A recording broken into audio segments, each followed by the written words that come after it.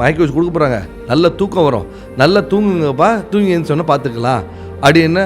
சரிப்பா அப்படின்னா இதுதான் நான் கடைசியாக பேசினேன். வந்து அப்பா இறந்த அடுத்த நிமிஷமே வந்து பேங்க்ஸ் ஃப்ரீஸ் ஆகுது.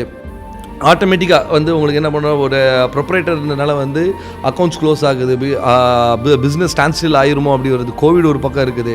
இப்படி எல்லா தருணத்திலும் இருக்கும்போதும் வந்து அப்பாவோடைய தைரியத்தினால வந்து இல்லை இந்த பிஸ்னஸ் நிற்கக்கூடாது, கண்டிப்பாக இது நல்லா நடக்கணும்னு சொல்லி அந்த டைம்லேயும் வந்து அந்த பிஸ்னஸை தொடர்ந்து நடத்தணும். ஏன்னா வந்து அப்பா வந்து என்னென்னா எக்காரணம் கொண்டு வியாபாரம் நிற்கக்கூடாதுப்பான்னுவாங்க. அதுதான் அப்பாவுடைய அடக்கம் முடிந்த உடனே அடுத்து ஸ்டாஃப் எல்லாம் கிடையாது சார், அடுத்து என்ன சார், நாங்கள் அடுத்து எல்லோரும் போய் கடையில் போய் கடையை தொடங்க, அப்பாவுடைய இது வந்து வியாபாரம் தான், என்றைக்கு வந்து நம்ம நல்லா வியாபாரம் பண்ணால் அப்பா சந்தோஷமாக இருப்பாங்க, தொடர்ந்து நம்ம நல்லா வியாபாரம் பண்ணணும்னு சொல்லி அனுப்பிச்சோம்.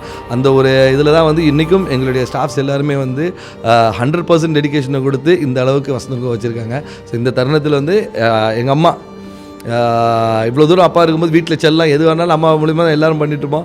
திடீர்னு அப்பா இல்லை, இப்போ அம்மாவுக்கு தான் ஒரு பெரிய வகை. ஏன்னா பசங்க நாங்கள் மேரிட் ஆகிடுச்சு, தனி ஃபேமிலி ஆகிடுச்சு, அப்பா தான் டிபெண்ட்டாக இருக்க போது, அப்பாவும் இல்லைன்ற போது வந்து அவர் ரொம்ப உடஞ்சி போயிட்டாங்க. நீங்கள் அந்த வீடியோஸ்லாம் பார்த்தீங்கன்னா அம்மாவை கண்ட்ரோல் பண்ணவே முடியல.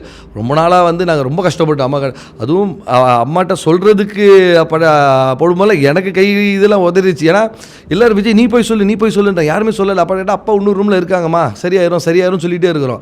திடீர்னு அப்பா இல்லைன்ற போது அதை சொல்லி அம்மா ஹேண்டில் பண்ணுறதெல்லாம் வந்து ரொம்ப ஒரு கஷ்டமான ஒரு நிகழ்வாக இருக்குது. அவர் இல்லைன்ற போது வந்து பல கேள்விகள் வந்தது. ஃபேமிலி என்ன ஆகும், பிஸ்னஸ் என்ன ஆகும், இனி அடுத்த ஃப்யூச்சர் எப்படி ஆகும், அவ்வளோதான் இவங்க முடிஞ்சு போச்சு அப்படின்ற அந்த ஒரு கேள்வி எல்லாமே வரும்போது இல்லை எங்களால் முடியும், அப்பா கூட இருப்பாங்கன்னு சொல்லி அதை தைரியமாக எடுத்து போகிறதுக்கு வந்து அப்பா தான் வழிவகுத்து வந்துட்டு இருக்கிறாங்க.